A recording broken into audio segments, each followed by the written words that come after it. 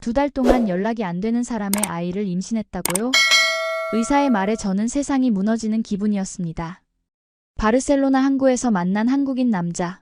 짧은 만남 후 배를 타고 떠나버린 그는 지금 대양 건너편 어딘가에 있었죠. 연락은 거의 닿지 않았고 저는 혼자 모든 것을 감당해야 했습니다. 부모님께 임신 소식을 알렸을 때 그들의 실망한 표정이 아직도 기억납니다. 외국인에다 항해사라니, 연락도 안 되는 사람의 아이를. 그래도 저는 이 아이를 지키기로 결심했습니다. 혼자서라도. 출산을 1달 앞둔 어느 날 예상치 못한 초인종 소리에 문을 열었습니다. 생전 처음 보는 한국의 노부부가 서 계셨어요. 우리는 진호 부모입니다. 손주 보러 왔어요. 그들의 서툰 영어에 저는 충격에 빠졌습니다. 임신 소식을 전해들은 그들이 단 하루의 망설임도 없이 지구 반대편에서 날아온 것이었습니다. 말이 통하지 않아도 그들의 따뜻한 손길과 걱정 어린 눈빛은 모든 것을 말해주었습니다. 출산의 고통 속에서 제 손을 꼭 잡아주던 한국 어머니의 눈물, 그리고 그 후 시작된 한국에서의 새로운 살. 피 한 방울 섞이지 않았지만 저는 그들에게서 진정한 가족의 의미를 배웠습니다. 이것은 단순한 사랑 이야기가 아닙니다. 서로 다른 문화와 언어를 넘어 예상치 못한 인연으로 만들어진 특별한 가족의 이야기입니다. 여러분도 이 여정에 함께해주세요. 영상이 마음에 드신다면 구독과 좋아요, 알림 설정도 부탁드립니다. 저는 스페인 바르셀로나에서 태어나 자란 마리아라고 합니다. 항구 도시 바르셀로나에서 25년을 살아오면서 항상 바다를 사랑했고 그 푸른 지중해의 향기 속에서 자랐습니다. 우리 가족은 평범한 중산층이었죠. 아버지는 지역 선박 회사에서 일하셨고 어머니는 작은 카페를 운영하셨습니다. 두 분 덕분에 저는 불편함 없이 자랄 수 있었지만 특별히 부유하지도 않았어요. 어렸을 때부터 저는 다양한 문화에 관심이 많았습니다. 항구 도시의 특성상 전 세계에서 온 사람들을 만날 기회가 많았거든요. 그 중에서도 유독 한국 문화에 푹 빠져 살았습니다. 한국 드라마를 보며 한국어를 독학했고 한국 음식을 직접 만들어 먹기도 했죠. 마리아, 또 그 한국 드라마 보고 있니? 어머니는 종종 제가 눈물을 흘리며 한국 드라마를 보는 모습을 보고 웃으셨습니다. 그러다 진짜 한국 남자랑 결혼하겠네. 그때마다 저는 웃으며 대답했죠. 에이, 그럴 리가요. 그냥 재미로 보는 거예요. 제 일상은 평범했습니다. 대학에서 관광학을 전공하고 졸업 후에는 바르셀로나의 작은 여행사에서 일하게 되었어요. 주로 유럽 각국에서 오는 관광객들을 안내하는 일이었는데 특히 아시아 관광객들을 맡게 되면 기뻤습니다. 그날도 평소와 다름없는 오후였습니다. 퇴근 후 항구 근처를 산책하고 있었죠. 바다를 바라보며 걷는 것은 제게 가장 큰 위안이었습니다. 파도 소리를 들으며 멀리 수평선을 바라보면 마음이 편안해졌어요. 그런데 그날은 조금 다른 일이 생겼습니다. 저기요. 혹시 영어 할 줄 아세요? 뒤에서 들려온 목소리에 돌아보니 아시아인으로 보이는 젊은 남자가 당황한 표정으로 서 있었습니다. 한국인이라는 것을 직감적으로 알 수 있었어요. 그는 지도를 들고 있었고 완전히 길을 잃은 모양이었습니다. 네, 영어로 대화할 수 있어요. 무슨 도움이 필요하신가요? 제가 물었습니다. 그는 안도의 표정을 지으며 대답했어요. 여기서 구시가지로 가는 방법을 알고 싶은데 지도를 봐도 잘 모르겠어요. 순간 용기를 내어 한국어로 물었습니다. 혹시 한국에서 오셨나요? 그의 눈이 커졌습니다. 네. 한국어를 하실 줄 아세요? 조금이요. 한국 드라마를 많이 봐서. 제가 수줍게 대답했습니다. 와, 정말 놀랍네요. 제 이름은 진호입니다. 한국에서 왔어요. 그렇게 저희의 첫 만남이 시작되었습니다. 진호 씨는 한국에서 입항한 상선의 항해사로 2주간의 휴가를 바르셀로나에서 보내고 있다고 했습니다. 저는 그에게 구시가지로 가는 길을 알려주었고 갑작스러운 용기가 생겨 제안했습니다. 제가 내일 휴일인데 바르셀로나 구경시켜 드릴까요? 현지인이 안내하면 더 재미있을 거예요. 다음 날 저는 진호 씨를 만나 바르셀로나의 명소들을 안내했습니다. 사그라다 파밀리아 성당부터 구엘 공원, 람블라스 거리까지. 그는 모든 것에 놀라워하며 끊임없이 사진을 찍었어요. 스페인은 정말 아름답네요. 하지만 당신 덕분에 더 특별해졌어요. 하루가 이틀이 되고 이틀이 사흘이 되었습니다. 저희는 매일 만났고 서로에 대해 더 많이 알아갔어요. 진호 씨는 서울 출신으로 해양대학을 졸업하고 항해사가 되었다고 했습니다. 6개월에서 길게는 1년까지 바다에서 생활하는 힘든 직업이었지만 그는 바다를 사랑한다고 했어요. 나흘째 되는 날 저희는 바르셀로네타 해변에서 석양을 바라보고 있었습니다. 해가 지는 바다는 붉게 물들었고 사람들의 웃음소리와 갈매기 울음소리가 어우러졌어요. 마리아. 진호 씨가 불쑥 제 이름을 불렀습니다. 내가 당신을 좋아하는 것 같아요. 심장이 멈출 것 같았습니다. 4번의 만남, 그것도 관광 가이드와 여행객으로 시작된 관계였는데, 하지만 저 역시 그를 향한 감정이 단순한 호감을 넘어섰다는 것을 알고 있었어요. 저도요. 제가 작은 목소리로 대답했습니다. 그날 밤 저희는 처음으로 키스를 했고 그의 호텔방에서 밤을 보냈습니다. 모든 것이 너무 빠르게 진행되었지만 후회는 없었어요. 마치 운명처럼 느껴졌으니까요. 하지만 행복한 시간은 짧게 끝났습니다. 일주일 후 진호 씨는 다시 배에 올라야 했어요. 그는 6개월간 대서양을 항해하게 될 거라고 했습니다. 연락할게요. SNS로라도. 그가 약속했습니다. 기다려줄래요?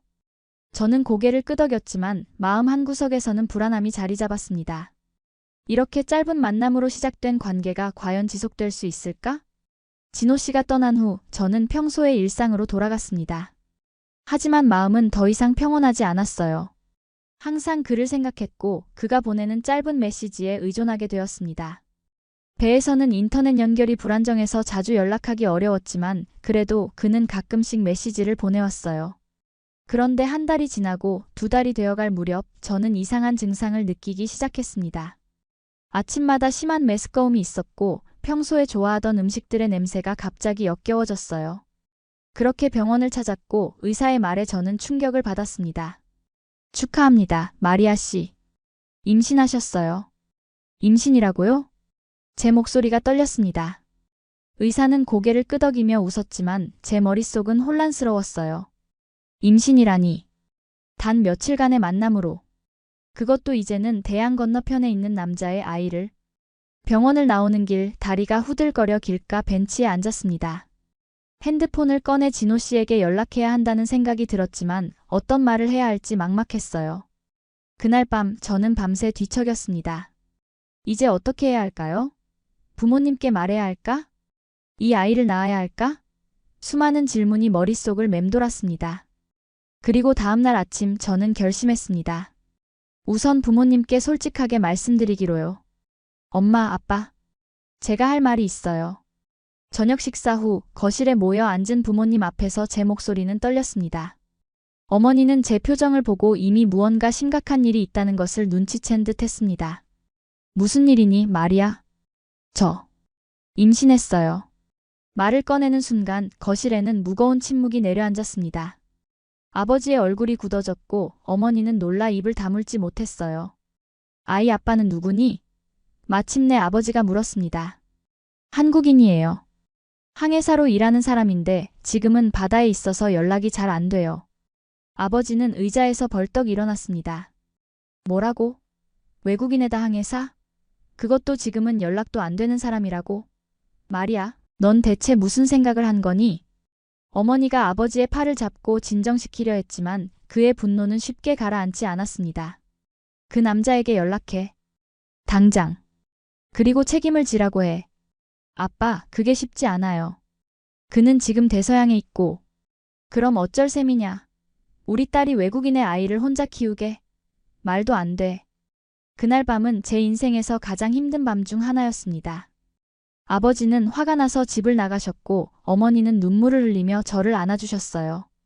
다음 날 아버지는 조금 진정된 상태로 돌아왔습니다. 그는 제 앞에 앉아 깊은 한숨을 내쉬었어요.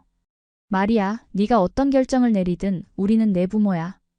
네가 이 아이를 낳기로 결정한다면 우리가 도울게. 시간이 흐르면서 제 배는 점점 불러왔습니다. 회사에서도 임신 사실을 알게 되었고 다행히 상사는 이해해 주었습니다. 출산 후에도 직장으로 돌아올 수 있다고 약속해 주셨어요. 그러나 여전히 가장 큰 문제는 남아 있었습니다. 진호 씨에게 이 사실을 어떻게, 언제 알려야 할까요? 저는 계속해서 망설였습니다. 임신 5개월째, 저는 드디어 용기를 내어 진호 씨에게 메시지를 보냈습니다. 진호 씨, 중요한 얘기가 있어요. 가능하면 전화해 주세요. 며칠 후 그에게서 연락이 왔습니다. 그는 현재 아프리카 해안에 정박 중이라고 했어요. 저는 떨리는 목소리로 전화를 받았습니다. 마리아? 무슨 일이야?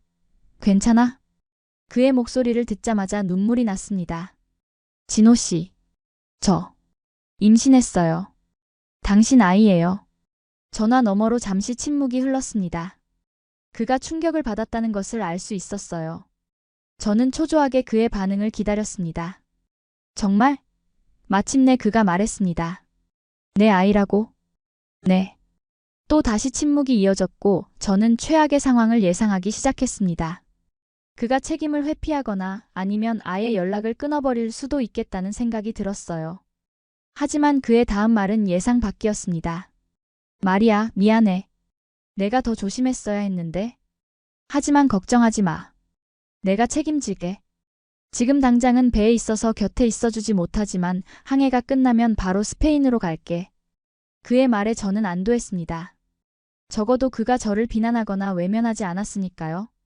하지만 여전히 불안했습니다. 말로는 쉽게 약속할 수 있지만 실제로 그가 책임질 수 있을까요? 걱정하지 마, 마리아. 내가 우리 부모님께도 얘기할게. 그분들이 도움을 주실 거야. 저는 그 말을 들었지만 크게 기대하지 않았습니다. 한국은 너무 멀고 그의 부모님이 어떤 분들인지도 모르는데 과연 그분들이 낯선 나라의 낯선 여자가 임신했다는 소식에 어떻게 반응하실지. 임신 9개월 차에 접어들면서 저는 출산 준비에 바빴습니다. 부모님은 물론 회사 동료들도 많은 도움을 주었어요. 특히 어머니는 매일같이 영양가 있는 음식을 만들어주셨고 아기용품을 함께 준비해 주셨어요. 어느 날 오후 집 초인종이 울렸습니다. 어머니가 문을 열었고 이내 놀란 목소리로 저를 불렀어요. 마리아, 이리 와봐. 거실로 나가보니 생전 처음 보는 노부부가 서 있었습니다. 아시아인 노부부였고 여성분이 서툰 영어로 말을 건넸습니다. 당신이 마리아입니까? 저는 어리둥절해하며 고개를 끄덕였습니다. 저희는 진호 부모입니다. 한국에서 왔어요. 그 말에 저는 충격을 받았습니다. 진호 씨의 부모님이라고요? 한국에서? 여기 스페인까지? 노부부는 가방을 들고 있었고 지친 표정이었습니다. 아마도 긴 비행 끝에 방금 도착하신 모양이었습니다. 저는 어머니를 바라보았고 그녀는 빠르게 상황을 이해하고는 노부부를 안으로 모셨습니다. 어서 들어오세요. 차라도 한잔 하시겠어요? 언어는 통하지 않았지만 진호 씨의 어머니는 제 배를 보며 미소 지었습니다. 그리고 조심스럽게 손을 내밀어 제 배를 만져보려는 듯 했어요. 저는 고개를 끄덕이며 허락했고 그녀는 부드럽게 제 배를 쓰다듬었습니다. 아들, 딸? 그녀가 물었습니다. 의사 선생님 말로는 아들이라고 하셨어요. 제가 대답했습니다. 그녀의 눈에 눈물이 고였습니다. 그때 진호 씨의 아버지가 가방에서 무언가를 꺼냈어요. 그것은 작은 한복이었습니다. 아기를 위한 전통 의상이었죠. 우리 손자를 위해 가져왔어요. 그가 서툰 영어로 설명했습니다. 저는 감동해서 말을 잇지 못했습니다. 이분들은 단지 손주가 생긴다는 소식에 지구 반대편에서 이곳까지 오셨다니요. 그날 저녁 저희 가족과 진호 씨의 부모님은 함께 식사를 했습니다. 언어는 통하지 않았지만 손짓과 몸짓 그리고 간단한 영어와 번역기의 도움으로 대화를 이어갔습니다. 진호 씨의 어머니는 계속해서 제게 무언가를 먹이려 했고 아버지는 진호 씨에 대한 이야기를 들려주셨어요. 진호는 항상 책임감 있는 아이였어요. 걱정하지 마세요. 그 아이가 당신과 아기를 잘 돌볼 거예요. 그 말에 저는 눈물을 참을 수 없었습니다. 이런 부모님 밑에서 자란 진호 씨라면 정말 믿을 수 있을 것 같았어요. 다음 날 진호 씨의 어머니는 한국에서 가져온 음식 재료로 요리를 시작했습니다. 그녀는 제게 한국 음식을 먹이기 위해 온갖 정성을 다했어요. 미역국, 김치, 불고기. 처음 먹어보는 음식도 있었지만 모두 맛있었습니다. 이거 많이 먹어야 해요. 아기 낳고 힘나게. 저는 감사히 그 음식을 먹었습니다. 그리고 점점 진호 씨의 부모님과 가까워졌어요. 그들은 매일 아침 일찍 일어나 집안일을 도왔고 제게 필요한 것이 있는지 항상 살폈습니다. 출산 예정일이 다가오면서 저는 점점 불안해졌습니다. 진호 씨는 여전히 바다에 있었고 출산 때 곁에 있어주지 못할 것이 분명했어요. 하지만 그의 부모님이 계셔서 큰 위안이 되었습니다. 그리고 마침내 출산 당일이 왔습니다. 새벽녘 갑자기 배가 아프기 시작했고 양수가 터졌습니다. 부모님과 진호 씨의 부모님은 서둘러 저를 병원으로 데려갔어요. 진통이 시작되고 저는 고통으로 신음했습니다. 진호 씨의 어머니는 제 손을 꼭 잡고 놓지 않았어요. 그녀의 눈에는 눈물이 고여 있었습니다. 힘내세요, 마리아. 우리 손자 만나러 가요. 그 말에 저는 더 큰 힘을 냈습니다. 12시간의 진통 끝에 드디어 제 아들이 세상에 나왔습니다. 의사가 아기를 제 품에 안겨주었을 때 저는 모든 고통을 잊었어요. 그는 너무나 작고 연약했지만 완벽했습니다. 진호 씨의 부모님이 병실로 들어오셨고 그들의 눈에는 기쁨의 눈물이 가득했습니다. 진호 씨의 어머니는 조심스럽게 아기를 안아보셨어요. 우리 손자. 진호 닮았네요. 그렇게 우리 아들 민석이가 세상에 태어났습니다. 이름은 진호 씨의 부모님이 지어주셨어요. 민은 영민할 민, 석은 돌석이라고 하셨는데 지혜롭고 단단한 사람이 되라는 의미라고 했습니다. 출산 후 첫 주는 정말 힘들었습니다. 밤새 깨어 있어야 했고 수유도 쉽지 않았어요. 하지만 진호 씨의 어머니, 제가 이제 어머님이라고 부르게 된 분께서 큰 도움을 주셨습니다. 그녀는 아기를 돌보는 법을 천천히 가르쳐 주셨고 제가 쉴 수 있도록 아기를 봐주셨어요. 이렇게 싸야 해요. 꼭꼭. 아기 편안하게. 어머님은 서툰 영어와 손짓으로 설명하셨습니다. 그녀가 기저귀를 갈고 아기를 싸는 모습은 마치 예술 같았어요. 수십 년간 익힌 솜씨가 느껴졌습니다. 한편 진호 씨의 아버님, 이제 제가 아버님이라고 부르게 된 분은 조용히 집안일을 도와주셨습니다. 그는 말이 많지 않았지만 항상 필요한 곳에 계셨어요. 저희 부모님도 많이 도와주셨어요. 특히 어머니는 어머님과 친해지셔서 요리를 함께하는 시간이 많아졌습니다. 스페인 요리와 한국 요리의 융합이 일어나는 순간들이었죠. 한 달이 지났고 진호 씨의 부모님은 여전히 저희와 함께 계셨습니다. 그들은 손자와 더 많은 시간을 보내고 싶어 하셨고 저 역시 그들이 있어 든든했습니다. 하지만 한편으로는 걱정도 되었어요. 그분들의 비자는 얼마나 유효한지, 한국에는 언제 돌아가셔야 하는지. 어느 날 용기를 내어 물어봤습니다. 어머님, 한국에 언제 돌아가실 계획이세요? 어머님은 잠시 생각하시더니 대답하셨습니다. 아직 돌아갈 생각 없어요. 민석이 좀 더 커야. 진호도 만나야. 그 말을 듣고 저는 감동했습니다. 그들은 정말 손자와 저를 위해 자신들의 삶을 잠시 미뤄두신 거였어요. 이틀 후 놀라운 소식이 들려왔습니다. 진호 씨로부터 연락이 온 것입니다. 그는 예정보다 빨리 항해를 마치고 일주일 후에 바르셀로나 항구로 돌아온다고 했어요. 저는 너무 기뻐 어쩔 줄 몰랐습니다. 드디어 민석이가 아빠를 만날 수 있게 된 거예요. 어머님, 아버님, 진호 씨가 일주일 후에 온대요. 그 소식을 들은 어머님의 얼굴에 환한 미소가 번졌습니다. 아버님도 보기 드물게 감정을 드러내며 기뻐하셨어요. 아이고, 우리 아들 드디어 오는구나. 손자도 보고 마리아도 만나고. 일주일 동안 집안은 들뜬 분위기였습니다. 어머님은 더 열심히 한국 음식을 준비하셨고 아버님은 집안 구석구석을 청소하셨어요. 그리고 마침내 그날이 왔습니다. 저희는 모두 항구로 진호 씨를 마중 나갔어요. 민석이는 제 품에 안겨 있었고 어머님과 아버님은 초조하게 주변을 둘러보셨습니다. 그때 멀리서 한 남자가 걸어오는 것이 보였습니다. 제복을 입은 그는 분명 진호 씨였어요. 저는 가슴이 뛰는 것을 느꼈습니다. 그가 가까이 오자 그의 눈에 눈물이 고인 것이 보였어요. 마리아, 정말 보고 싶었어. 그가 저에게 다가와 포옹했고 그 사이에 있는 민석이를 내려다보았습니다. 진호 씨의 얼굴에 놀라움과 기쁨이 동시에 번졌어요. 이게 우리 아들이구나. 그가 조심스럽게 민석이를 안았습니다. 아기는 잠시 낯선 사람을 경계하는 듯 했지만 곧 진호 씨의 품에서 편안하게 잠들었어요. 엄마, 아빠. 진호 씨가 부모님께 인사드렸습니다. 세 사람은 서로를 껴안고 한동안 말없이 있었어요. 그 모습을 보며 저는 가슴 한구석이 따뜻해지는 것을 느꼈습니다. 진호 씨는 집으로 돌아와 짐을 풀고 민석이와 더 많은 시간을 보냈습니다. 그는 아들을 위해 한국에서 장난감을 사왔고 저를 위한 선물도 준비해왔어요. 마리아, 이건 너를 위한 거야. 그가 작은 상자를 내밀었습니다. 열어보니 아름다운 목걸이였어요. 심플한 디자인이었지만 그 안에 담긴 마음이 느껴졌습니다. 고마워, 진호 씨. 정말 예뻐요. 그날 밤 우리는 모두 함께 식사를 했습니다.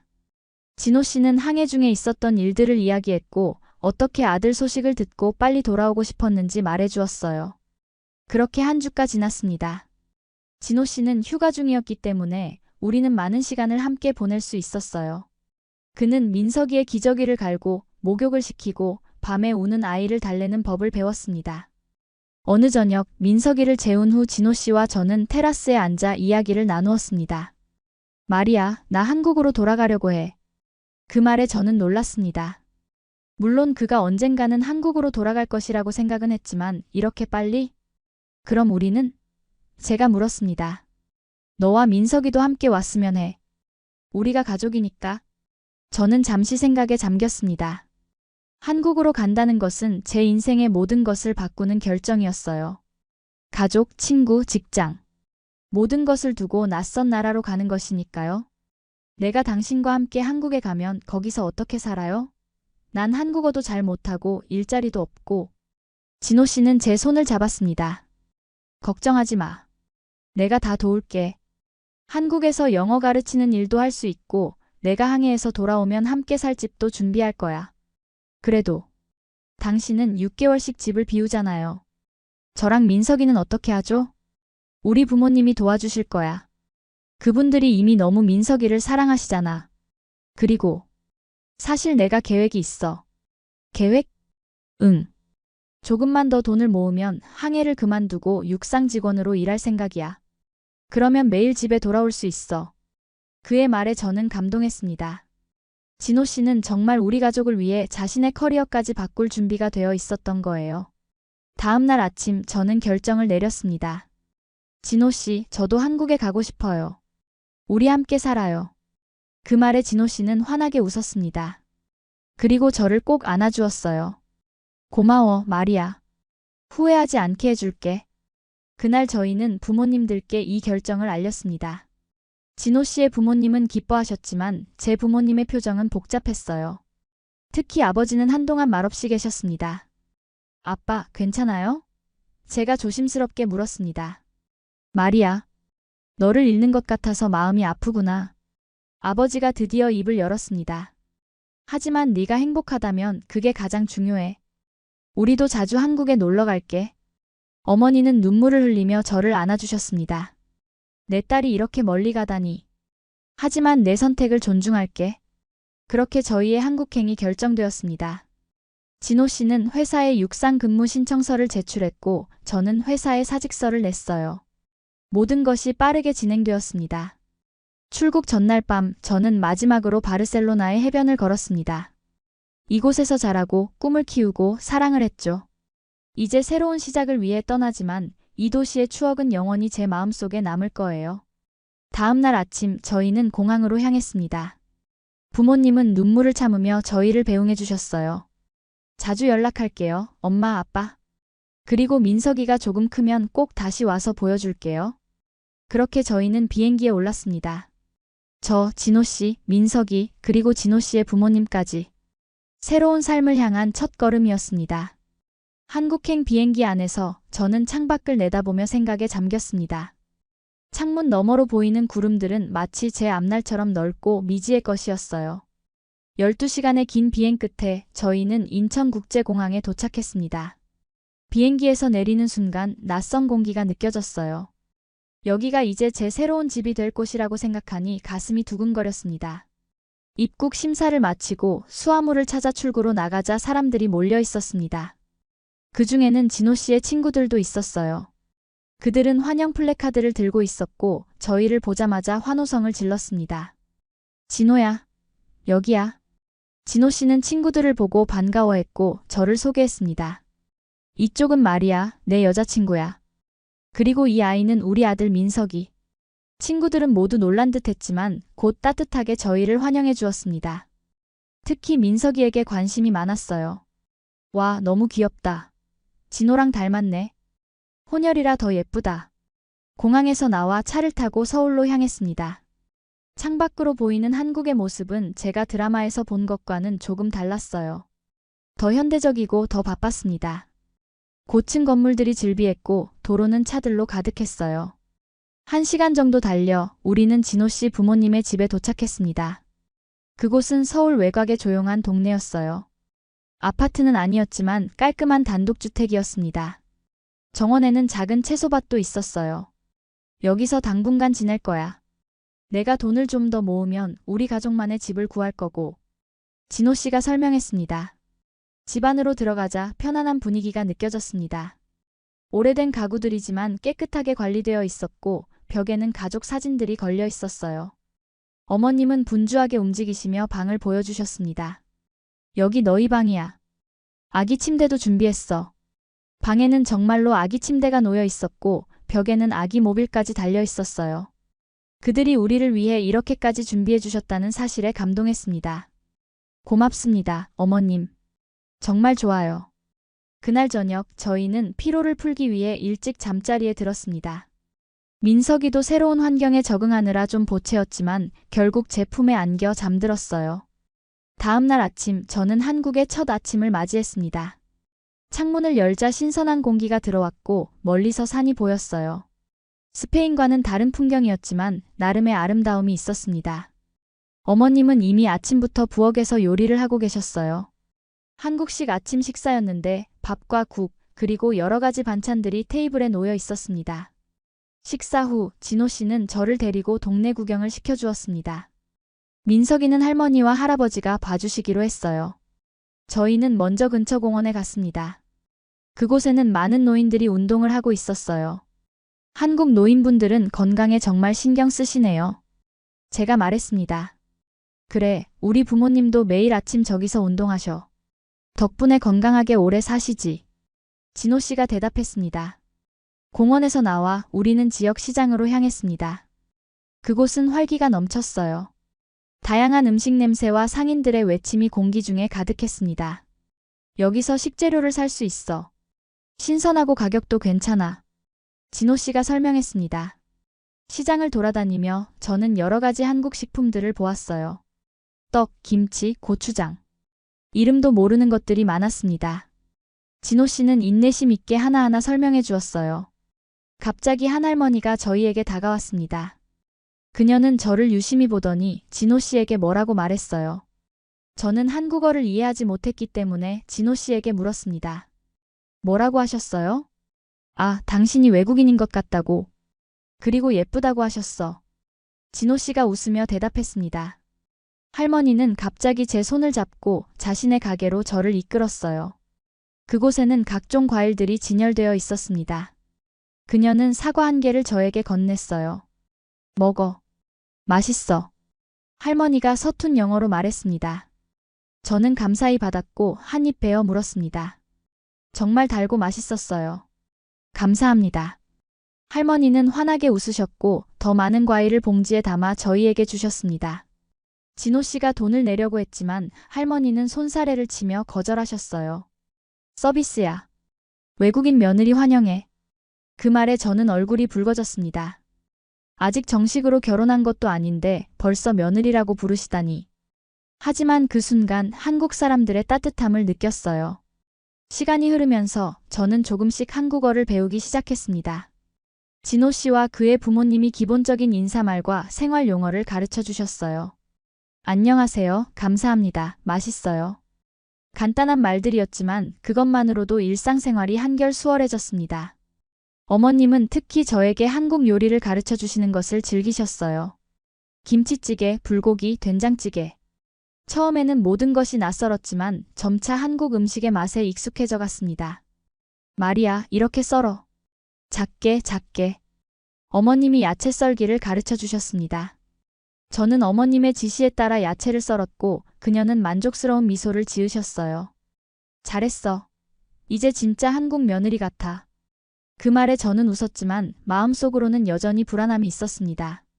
아직 정식으로 결혼한 것도 아닌데 어머님은 이미 저를 며느리로 생각하고 계셨어요. 한국에 온 지 한 달이 되던 날, 진호 씨는 저녁 식사 후 테라스로 저를 불렀습니다. 그곳에는 작은 테이블이 놓여 있었고 그 위에는 와인 한 병과 2개의 잔이 준비되어 있었어요. 오늘 특별한 날이니? 제가 물었습니다. 그냥 별이 예뻐서. 그가 대답했지만 그의 눈빛에서 무언가 다른 것을 느꼈습니다. 우리는 와인을 마시며 이야기를 나누었어요. 한국에서의 한 달, 민석이의 성장, 그리고 앞으로의 계획에 대해서요. 마리아, 나 내일부터 회사에 출근해야 해. 진호 씨가 갑자기 말했습니다. 저는 놀랐어요. 벌써요? 더 휴가를 쓰지 않아도 돼요? 회사에서 빨리 와달라고 해서. 하지만 걱정하지 마. 육상 근무로 바꿔서 매일 집에 돌아올 거야. 저는 안도했습니다. 적어도 그가 6개월씩 바다에 나가 있는 일은 없을 테니까요. 그리고 말이야. 진호 씨가 주머니에서 작은 상자를 꺼냈습니다. 이건 너를 위한 거야. 상자를 열어보니 반지가 들어있었어요. 심플하지만 아름다운 다이아몬드 반지였습니다. 마리아, 나와 결혼해 줄래? 그 순간 저는 말을 잃었습니다. 너무 갑작스러웠지만 한편으로는 예상했던 일이기도 했어요. 진호 씨, 정말 저와 결혼하고 싶으세요? 물론이지. 우리는 이미 가족이잖아. 민석이도 있고. 이제 정식으로 남편과 아내가 되면 좋겠어. 네, 결혼하고 싶어요. 제가 마침내 대답했습니다. 진호 씨의 얼굴에 환한 미소가 번졌고 그는 저를 꼭 안아주었어요. 그 순간 테라스 문이 열리고 어머님과 아버님이 나오셨습니다. 그들은 마치 이 순간을 기다렸다는 듯 우리를 축하해 주셨어요. 축하해. 우리 며느리 됐구나. 어머님이 기뻐하셨습니다. 저는 그제서야 깨달았습니다. 이 프로포즈는 미리 계획된 것이었고 어머님과 아버님도 알고 계셨던 거예요. 결혼 준비는 생각보다 복잡했습니다. 한국식 결혼에는 여러 가지 절차가 있었어요. 먼저 양가 부모님의 만남인 상견례가 있었습니다. 제 부모님이 한국에 도착하자 우리는 고급 한식당에서 상견례를 했어요. 언어가 통하지 않았지만 통역사의 도움으로 대화가 이어졌습니다. 다음으로는 웨딩드레스와 한복을 고르는 일이었습니다. 저는 서양식 웨딩드레스와 전통 한복 2가지 모두 입기로 했어요. 결혼식 장소는 서울의 한 호텔로 정해졌습니다. 저는 한국의 결혼식 문화에 놀랐어요. 스페인에서는 보통 성당에서 결혼식을 올리고 긴 피로연을 하는데 한국은 웨딩홀에서 짧게 식을 올리고 곧바로 식사를 하는 방식이었습니다. 그리고 마침내 결혼식 당일이 왔습니다. 저는 아침 일찍부터 메이크업과 헤어를 시작했어요. 한국의 메이크업 아티스트들은 정말 기술이 뛰어났습니다. 드레스를 입고 부케를 들고 저는 준비를 마쳤습니다. 아버지가 저를 식장으로 이끌어 주셨어요.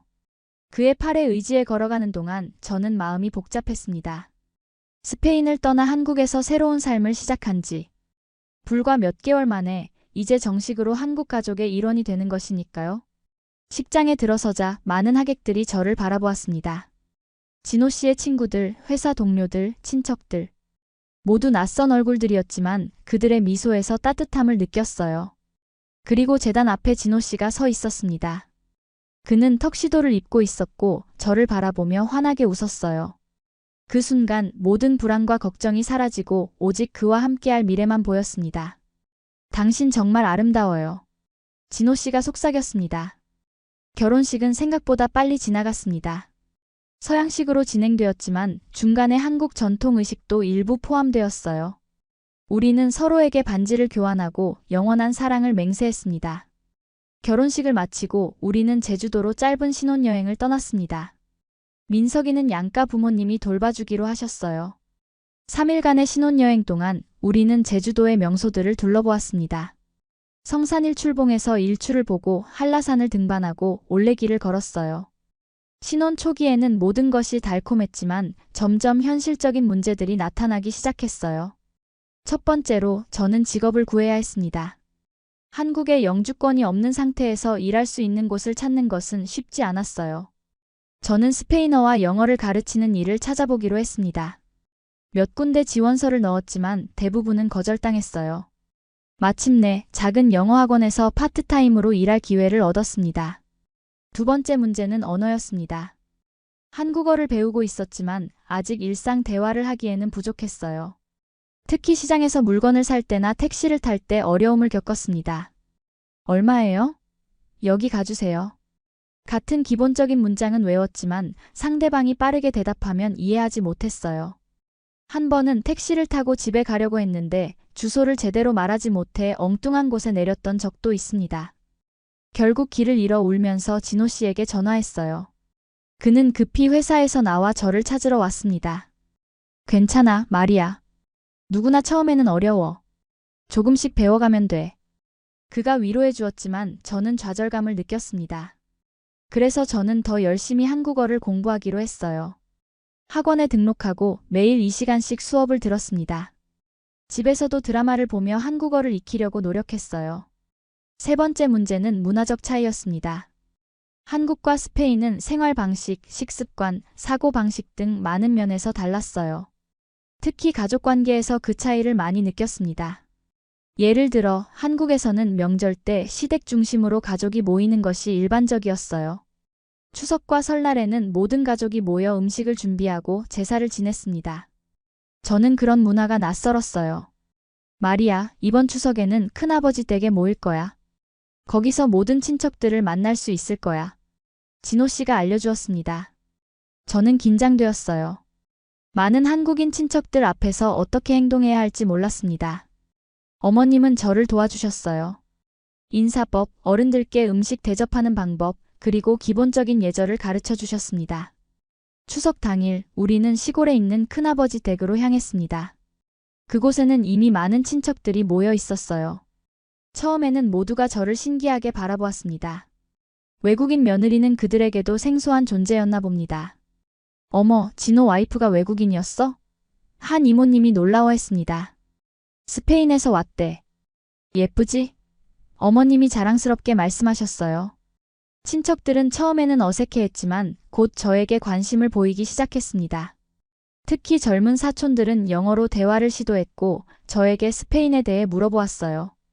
스페인에서는 모든 사람들이 시에스타를 자나요? 플라멩코 춤출 줄 아세요? 같은 질문들이 쏟아졌습니다. 저는 최대한 친절하게 대답했고 때로는 간단한 한국어로 인사도 했어요. 안녕하세요. 만나서 반갑습니다. 그러자 친척들은 환호성을 질렀습니다. 우와, 한국어 잘한다. 음식을 준비하는 시간에는 저도 주방에서 한국 음식을 만드는 것을 도왔습니다. 떡볶이 만드는 법을 배웠고 김밥 마는 것도 도전해봤어요. 처음에는 서툴렀지만 다른 여성 친척들이 친절하게 도와주셨습니다. 이렇게 하면 더 예쁘게 돼. 자, 한번 해봐. 진호 씨의 사촌 언니가 김밥 마는 법을 보여주었습니다. 그날 저녁 모든 가족이 함께 둘러앉아 식사를 했습니다. 테이블에는 정말 다양한 한국 음식들이 가득했어요. 제가 도움을 준 떡볶이와 김밥도 있었고 그 외에도 갈비, 잡채, 불고기, 전 등 셀 수 없이 많은 요리들이 있었습니다. 마리아, 이거 한번 먹어봐. 한국의 대표적인 명절 음식이야. 큰아버지가 송편이라는 떡을 권하셨습니다. 저는 감사히 받아 먹었고 그 달콤한 맛에 감탄했어요. 정말 맛있네요. 식사 후에는 가족 게임 시간이 있었습니다. 윷놀이라는 한국 전통 게임을 배웠어요. 처음에는 규칙이 복잡해 보였지만 몇 번 하다 보니 재미있었습니다. 도, 개, 걸, 윷, 모. 맞나요? 제가 기억해 보려고 노력했습니다. 맞아. 잘 기억했네요. 진호 씨의 사촌이 칭찬해 주었습니다. 그렇게 첫 번째 추석은 생각보다 즐겁게 지나갔습니다. 처음에는 두려웠지만 진호 씨의 가족들은 모두 저를 따뜻하게 맞아주었어요. 돌아오는 길에 진호 씨는 제 손을 꼭 잡으며 말했습니다. 오늘 정말 잘했어, 마리아. 모두가 너를 좋아하더라. 저는 웃으며 대답했어요. 다행이네요. 저도 즐거웠어요. 한국의 명절은 정말 특별한 것 같아요. 그렇게 시간이 흘러 한국에 온 지 1년이 되었습니다. 민석이는 이제 걸음마를 시작했고 옹알이도 많이 하게 되었어요. 가끔은 한국어와 스페인어를 섞어서 말하기도 했습니다.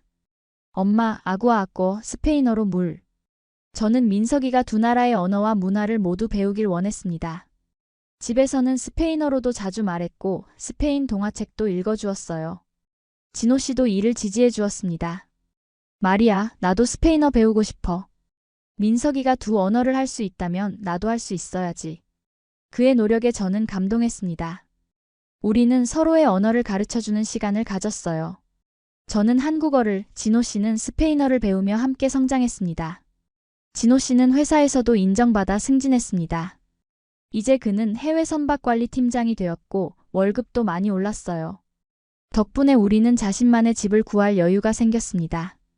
마리아, 이제 우리만의 집을 구하면 어떨까? 부모님께 너무 오래 신세를 졌어. 저는 동의했습니다. 부모님께 감사했지만 이제는 우리 가족만의 공간이 필요했어요. 그래서 우리는 집을 알아보기 시작했습니다. 서울은 집값이 비싸서 처음에는 아파트를 사기 어려웠어요. 대신 전세로 아파트를 구하기로 했습니다. 전세는 스페인에는 없는 제도야. 집주인에게 큰 돈을 맡기고 그 이자로 집세를 대신하는 거야. 진호 씨가 설명해 주었습니다. 우리는 여러 집을 둘러보다가 마침내 좋은 곳을 찾았습니다. 강남에서 조금 떨어진 곳이었지만 지하철역과 가까웠고 주변에 공원도 있었어요. 무엇보다 민석이를 위한 유치원과 초등학교가 가까이 있다는 점이 좋았습니다. 이사날, 진호 씨의 부모님은 아쉬워하셨지만 이해해 주셨어요. 어머님은 우리가 떠나기 전에 많은 반찬을 준비해 주셨습니다. 자주 놀러와. 민석이도 데리고. 어머님이 당부하셨습니다. 네, 걱정 마세요. 주말마다 찾아볼게요. 제가 약속했습니다. 새 집으로 이사하고 우리는 드디어 진정한 의미의 신혼살림을 시작했습니다. 모든 것을 우리 스타일대로 꾸밀 수 있어서 즐거웠어요. 저는 스페인 스타일의 따뜻한 색상을 좋아했고 진호 씨는 미니멀한 한국식 인테리어를 선호했습니다. 그래서 두 스타일을 절충해 독특한 분위기의 집을 만들었어요. 이거 스페인 그릇이야? 예쁘다. 진호 씨가 제가 스페인에서 가져온 세라믹 접시를 보며 말했습니다. 응, 바르셀로나에서 유명한 거예요. 이걸로 밥상 차리면 더 맛있게 느껴질 거예요. 우리는 한국 음식과 스페인 음식을 번갈아가며 만들어 먹었습니다. 김치찌개와 파에야, 불고기와 가스파초. 두 나라의 맛이 어우러진 식탁이었어요. 이사 후 저는 새로운 도전을 결심했습니다. 더 안정적인 직업을 구하고 싶었어요. 파트타임 영어 교사로는 만족스러운 수입을 얻기 어려웠고 더 많은 것을 배우고 싶었습니다. 스페인 레스토랑에서 일해보는 건 어떨까요?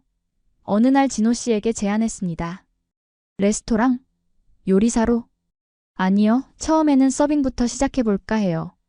스페인 음식에 대해 잘 알고 스페인어도 할 수 있으니까 장점이 될 거예요. 진호 씨는 걱정스러운 표정을 지었습니다. 레스토랑 일은 힘들 텐데. 괜찮을까? 해볼 만한 가치가 있다고 생각해요. 스페인 문화를 한국에 알리는 일이기도 하고. 결국 진호 씨는 제 결정을 지지해 주었고 저는 서울 이태원에 있는 스페인 레스토랑에 이력서를 냈습니다. 다행히도 그곳에서 일할 기회를 얻었어요. 마리아, 당신이 스페인 출신이라니 반갑네요. 우리 레스토랑은 진짜 스페인 음식을 선보이고 싶어 하거든요. 사장님이 말씀하셨습니다. 저는 주 5일 저녁 시간에 일하게 되었어요. 진호 씨가 퇴근 후 민석이를 돌볼 수 있었기 때문에 가능했습니다. 처음에는 서빙 일이 생각보다 힘들었어요. 오래 서 있어야 했고 바쁜 시간에는 정신없이 뛰어다녀야 했습니다. 하지만 점차 적응해갔고 일도 재미있어졌어요. 특히 손님들에게 스페인 음식에 대해 설명해 줄 때 보람을 느꼈습니다. 한국 사람들은 스페인 음식에 대해 잘 몰랐기 때문에 저는 자연스럽게 스페인 문화대사가 되었어요. 이 파에야는 발렌시아 지방의 전통 요리예요. 쌀에 사프란을 넣어 노란색이 나고 해산물이나 고기를 함께 넣어 만듭니다. 고객들에게 설명했습니다. 사람들은 호기심 어린 눈으로 제 이야기를 들었고 종종 스페인에 대해 더 많은 질문을 했어요. 저는 그런 순간이 좋았습니다. 제 고향에 대해 이야기하면서 향수병도 달랠 수 있었거든요. 어느 날 레스토랑에 한 중년 부부가 왔습니다. 그들은 스페인 여행을 계획 중이라며 조언을 구했어요. 바르셀로나에 가볼 계획인데 꼭 가봐야 할 곳이 있을까요? 그들이 물었습니다. 저는 기쁘게 제 고향에 대해 이야기했어요. 사그라다 파밀리아 성당부터 람블라스 거리, 구엘 공원까지 제가 사랑하는 모든 장소들을 추천했습니다.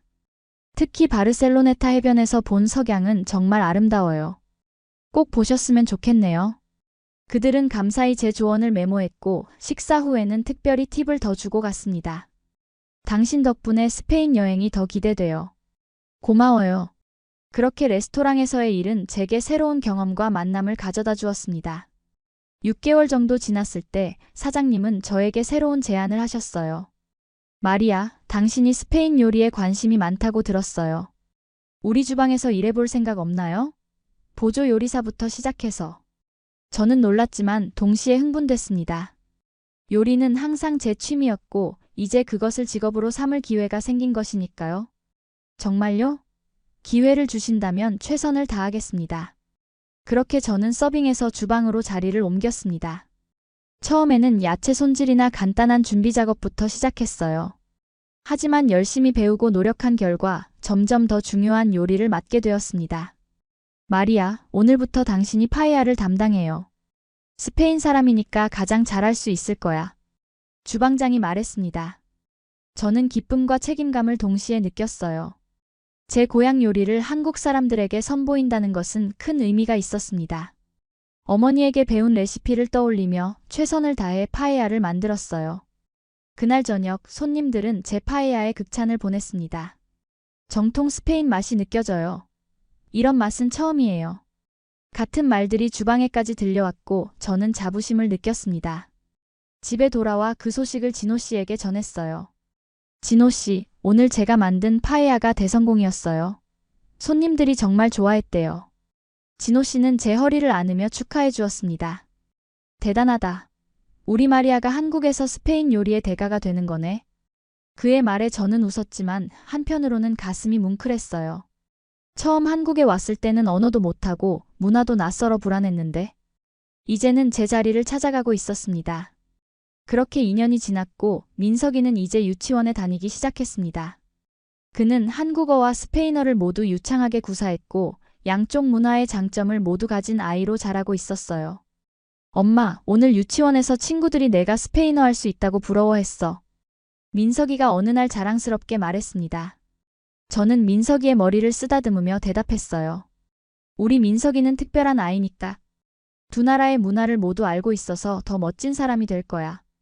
레스토랑에서의 경험이 쌓이면서 저는 점점 더 자신감을 갖게 되었습니다.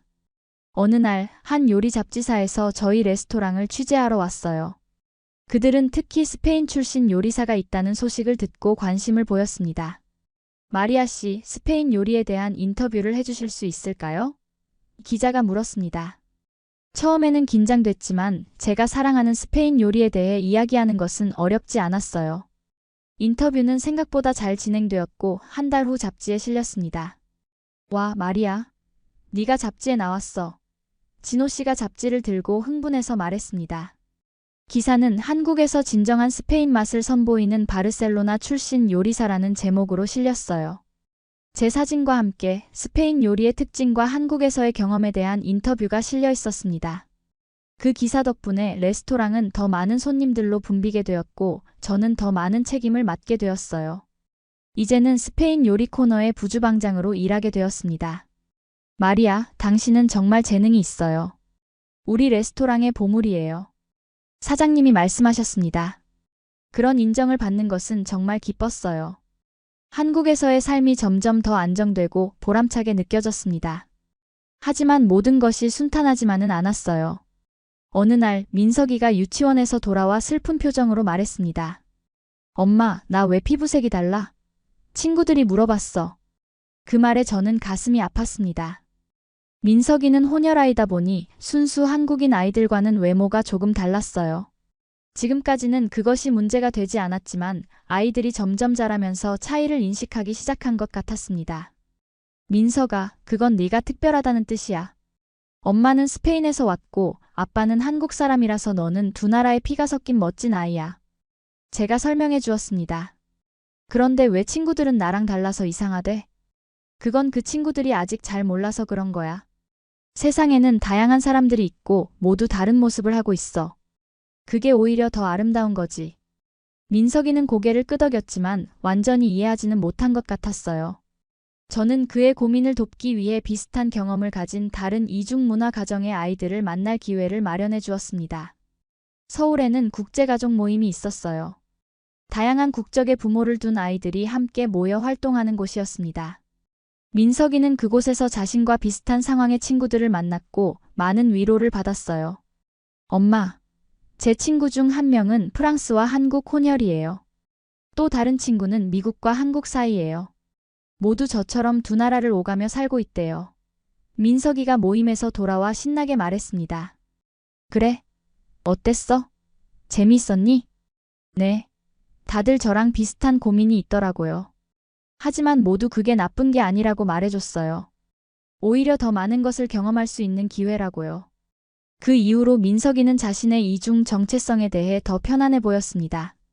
그는 한국 친구들에게는 스페인 문화를, 스페인 친구들에게는 한국 문화를 소개하며 자부심을 느끼기 시작했어요. 오늘 학교에서 한국의 설날에 대해 발표했어요. 모두들 떡국이 뭔지 궁금해했어요. 스페인 학교에서 돌아온 민석이가 말했습니다. 이렇게 민석이가 자신만의 방식으로 두 문화를 통합해가는 모습을 보면서 저도 많은 것을 배웠습니다. 사실 저 역시 한국에서 살면서 정체성의 혼란을 경험했거든요. 스페인 사람이면서도 한국 문화에 적응하고 때로는 두 문화 사이에서 균형을 찾는 것이 쉽지 않았어요. 하지만 민석이를 통해 저는 두 문화를 완전히 분리된 것으로 볼 필요가 없다는 것을 깨달았습니다. 그것들은 함께 어우러져 우리 가족만의 독특한 문화를 만들어가고 있었어요. 저는 이제 한국을 제 두 번째 고향이라고 부릅니다. 여전히 바르셀로나의 푸른 바다가 그립기도 하지만 서울의 북적이는 거리와 정겨운 사람들도 제 마음의 일부가 되었어요. 그리고 무엇보다 진호 씨와 민석이와 함께하는 곳이라면 그곳이 바로 저의 진정한 집입니다. 한국에 온 지 3년이 지난 지금 저는 작은 스페인 식당 카사마리아를 오픈했습니다. 이태원에 있는 이 작은 식당은 제 꿈의 실현이었어요. 진호 씨는 제 결정을 지지해 주었고 경영과 관련된 모든 일을 도와주었습니다. 당신의 요리는 정말 특별해요. 많은 사람들이 좋아할 거예요. 진호 씨가 말했습니다. 처음에는 작은 식당으로 시작했지만 입소문이 나면서 점점 더 많은 손님들이 찾아오기 시작했어요. 저는 바르셀로나에서 배운 정통 스페인 요리를 선보였고 때로는 한국 재료를 활용한 퓨전 요리도 만들었습니다. 어느 날 저는 어머님께 식당에서 함께 일해보지 않겠냐고 제안했습니다. 그녀는 이미 은퇴하셨고 가끔 심심하다고 하셨거든요. 나같이 늙은이가 도움이 될까? 어머님이 의아해하셨습니다. 물론이죠. 어머님은 한국 음식을 너무 잘 만드시잖아요. 우리 식당에 한국식 타파스 메뉴를 추가하면 어떨까 해요. 그렇게 어머님은 저희 식당에서 일주일에 몇 번 일하게 되셨습니다. 그녀가 만든 김치전, 떡볶이 타파스, 불고기 롤 등은 손님들에게 큰 인기를 끌었어요. 어머님도 새로운 일을 하면서 활력을 찾으셨고 저는 그녀와 더 가까워질 수 있었습니다. 마리아, 네가 우리 식구가 된 건 정말 축복이야. 어느 날 어머님이 갑자기 말씀하셨어요. 제가 더 감사해요, 어머님. 한국에서 저를 딸처럼 대해주셔서. 처음엔 걱정했어. 외국인 며느리가 우리 문화에 적응할 수 있을까? 하지만 넌 정말 잘 해냈어. 게다가 우리에게 스페인 문화도 알려주었고. 그 말씀에 저는 눈물이 났습니다. 어머님의 인정은 저에게 큰 의미가 있었어요.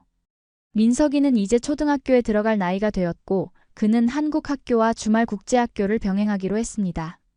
이중 언어와 이중 문화 속에서 자란 그는 두 세계를 자연스럽게 오가며 자신만의 정체성을 만들어가고 있었어요. 엄마, 저는 커서 뭐가 될까요? 어느 날 민석이가 물었습니다. 네가 원하는 건 뭐든 될 수 있을 거야. 넌 두 개의 세계를 이해하는 특별한 아이니까.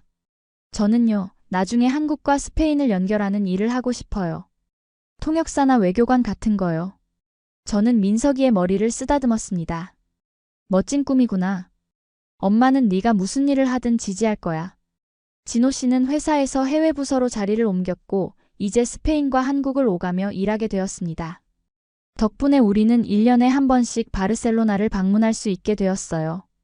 제 부모님은 손자를 만날 수 있어서 매우 기뻐하셨고 저희가 방문할 때마다 큰 환영 파티를 열어주셨습니다. 우리 민석이가 벌써 이렇게 컸네. 어머니가 민석이를 안으며 말했습니다. 스페인어도 참 잘하고 한국어도 잘하고 정말 대단한 우리 손자야. 바르셀로나에 있는 동안 저는 민석이에게 제가 자란 곳들을 보여주었어요. 제가 다녔던 학교, 놀았던 공원, 그리고 진호 씨를 처음 만났던 항구까지. 이 항구에서 아빠를 처음 만났어. 아빠가 길을 잃어서 내가 도와줬지. 제가 민석이에게 이야기해 주었습니다. 그래서 우리 가족이 된 거예요? 민석이가 호기심 어린 눈으로 물었습니다. 그래, 그 작은 만남이 지금의 우리 가족을 만들었어. 진호 씨는 민석이의 머리를 쓰다듬으며 말했어요. 내가 길을 잃은 건 운명이었나 봐. 그래서 엄마를 만날 수 있었으니까. 우리는 함께 해변을 걷고 바다를 바라보았습니다. 같은 바다를 바라보며 저는 생각했어요. 이 광활한 바다가 저와 진호 씨를 이어주었고 지금의 행복한 가족을 만들어 주었다고요. 한국으로 돌아온 후 저희의 일상은 다시 시작되었습니다. 카사 마리아는 작지만 안정적으로 운영되고 있었고 민석이는 학교에서 잘 적응하고 있었어요. 진호 씨는 회사에서 인정받으며 열심히 일했고 저는 요리를 통해 두 문화를 연결하는 일을 계속했습니다. 어느 날 저는 한 텔레비전 프로그램에서 요리 시연을 해달라는 제안을 받았어요. 처음에는 카메라 앞에 서는 것이 부담스러웠지만 진호 씨와 민석이의 응원에 용기를 내어 출연하기로 했습니다. 마리아 씨는 스페인 출신이시지만 한국에서 스페인 식당을 운영하고 계신다고 들었습니다. 오늘은 어떤 요리를 보여주실 건가요? 진행자가 물었습니다. 오늘은 한국의 재료를 활용한 스페인 요리를 선보이려고 합니다. 김치 파에야라는 요리인데 스페인의 전통 파에야에 한국의 김치를 더해 특별한 맛을 냈어요. 제가 대답했습니다. 방송이 나간 후 더 많은 사람들이 저희 식당을 찾아왔고 김치 파에야를 맛보고 싶어 했습니다. 저는 이런 관심이 너무 신기했지만 한편으로는 기뻤어요. 제가 사랑하는 두 문화를 음식을 통해 연결할 수 있다는 것은 정말 특별한 경험이었으니까요. 시간이 흐르면서 우리 가족은 더욱 단단해졌습니다. 처음에는 문화적 차이로 인한 오해와 갈등도 있었지만 서로를 이해하고 존중하려는 노력 덕분에 우리는 그런 어려움을 모두 극복할 수 있었어요. 진호 씨는 이제 스페인어를 꽤 유창하게 구사했고 저도 한국어로 일상 대화를 하는데 큰 어려움이 없었습니다. 민석이는 두 언어를 모국어처럼 사용했고 양쪽 문화의 장점을 모두 흡수하며 잘하고 있었어요. 어느 날 저녁 우리 가족은 한강공원에 소풍을 갔습니다. 강가에 돗자리를 펴고 스페인 햄과 치즈, 한국의 김밥과 떡볶이를 함께 먹었어요. 민석이는 친구들과 뛰어놀았고 진호 씨와 저는 강물을 바라보며 이야기를 나누었습니다. 마리아, 이런 생각 해본 적 있어? 우리가 만나지 않았다면 지금 어디서 뭘 하고 있을까? 진호 씨가 물었습니다. 저는 잠시 생각했어요. 글쎄요. 저는 아마 바르셀로나에서 여전히 여행사에서 일하고 있었을 거예요. 당신은? 난 아마도 여전히 배에서 항해하고 있었겠지. 6개월씩 바다에 나가 있고 정말 외롭게 살고 있었을 거야. 우리가 만나서 다행이네요. 제가 진호 씨의 손을 잡으며 말했습니다. 정말 다행이야. 네가 없었다면 민석이도 없었을 거고 이렇게 행복한 가족도 없었을 테니까. 저는 민석이를 바라보았습니다. 그는 강가에서 돌을 던지며 즐겁게 놀고 있었어요. 우리의 사랑이 만들어낸 작은 기적, 두 문화가 만나 탄생한 특별한 아이였습니다. 저는 항상 궁금했어요. 왜 그날 저를 도와달라고 했을까요? 다른 사람에게 물어볼 수도 있었을 텐데. 제가 물었습니다. 진호 씨는 웃으며 대답했어요. 솔직히? 당신이 너무 예뻐서. 그리고 뭔가 따뜻한 기운이 느껴졌어. 그게 인연이었나 봐. 저도요. 처음 봤을 때부터 당신이 특별하게 느껴졌어요. 그래서 다음날 가이드 해주겠다고 제안했나 봐요. 우리는 서로를 바라보며 웃었습니다. 운명이라고 하기엔 너무 진부할지 모르지만 지구 반대편에서 온 두 사람이 우연히 만나 이렇게 가족이 되었다는 것은 정말 신기한 일이었어요. 민석이가 우리에게 달려왔습니다. 엄마, 아빠, 저기 배 봤어요? 아빠가 타던 배처럼 큰 배가 지나가요. 우리는 모두 강 쪽을 바라보았습니다. 한강을 따라 유람선이 지나가고 있었어요. 그것은 진호 씨가 타던 상선과는 비교도 할 수 없이 작았지만 민석이의 상상 속에서는 아빠의 배였나 봅니다. 맞아, 정말 멋지구나. 진호 씨가 민석이를 안아들었습니다. 아빠, 나중에 저도 배 타고 여행할 수 있어요? 물론이지. 언젠가 우리 셋이 함께 크루즈 여행을 가자. 스페인도 가고 다른 나라들도 구경하고. 민석이의 눈이 반짝였습니다. 와, 정말요? 약속해요? 약속할게. 진호 씨와 저는 동시에 대답했습니다.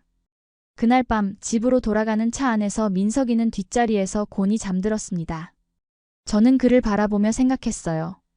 우리의 아이는 두 개의 세계, 두 개의 문화 속에서 자라고 있지만 결코 혼란스럽거나 불완전하지 않았습니다. 오히려 그 모든 것을 자연스럽게 받아들이며 더 넓은 시야와 따뜻한 마음을 가진 아이로 성장하고 있었어요. 집에 도착해서 민석이를 침대에 눕히고 진호 씨와 저는 테라스에 나와 와인 한 잔을 나누었습니다. 서울의 밤하늘은 별이 많지 않았지만 도시의 불빛이 마치 별처럼 빛나고 있었어요. 마리아, 진호 씨가 제 이름을 불렀습니다. 고마워. 뭐가요? 모든 것에 대해서. 한국에 와줘서, 나와 결혼해줘서, 민석이를 낳아줘서, 그리고 매일 나를 행복하게 해줘서. 저는 그의 손을 잡았습니다. 저도 감사해요. 당신이 저의 인생을 완전히 바꿔놨으니까요. 처음에는 두렵고 낯설었지만 지금은 이곳이 제 집이라고 느껴져요.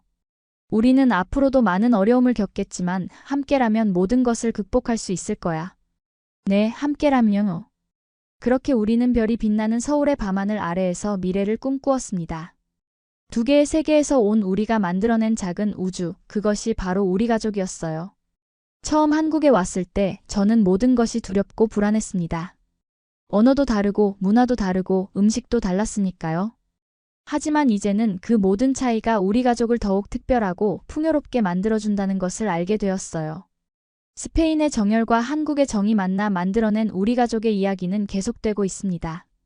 때로는 어려움도 있고 오해도 생기지만 서로에 대한 사랑과 존중이 있기에 우리는 항상 함께 나아갈 수 있을 거예요. 만약 여러분도 저처럼 낯선 나라에서 새로운 삶을 시작하고 있다면 용기를 잃지 마세요. 언어와 문화의 장벽은 높아 보이지만 진심 어린 마음과 노력으로 극복할 수 있습니다. 그리고 그 과정에서 여러분은 더 강해지고 더 넓은 세계를 만나게 될 거예요. 제가 바르셀로나 항구에서 길 잃은 한국 남자를 만났던 그날, 저는 제 인생이 이렇게 바뀔 것이라고 상상도 못했습니다.